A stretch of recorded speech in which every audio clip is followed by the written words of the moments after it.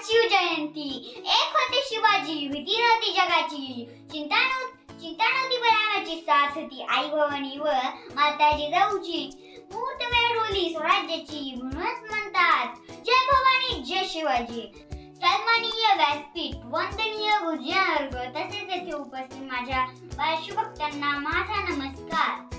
आज मी येथे अशा एका महान व्यक्तीबद्दल बोलणार आहे, ज्यांचा मलाच नाही तर संपूर्ण देशाला अभिमान आहे. तेच म्हणजे छत्रपती शिवाजी महाराज. 19 फेब्रुवारी 1630 हा सोन्याचा दिवस. या मंगल दिनी महाराष्ट्रातील पुणे जिल्ह्यातील शिवनेरी किल्ल्यावर माता जिजाऊ यांच्या पोटी एका सिंहाचा जन्म झाला. तो सिंह म्हणजे जनतेचे राजे शिवछत्रपती शिवाजी राजे भोसले होय. त्यांच्या वडिलांचे नाव शहाजी राजे व आईचे नाव जिजाबाई होते. शिवराय लहानपणापासूनच अत्यंत हुशार व कुशल बुद्धीचे होते.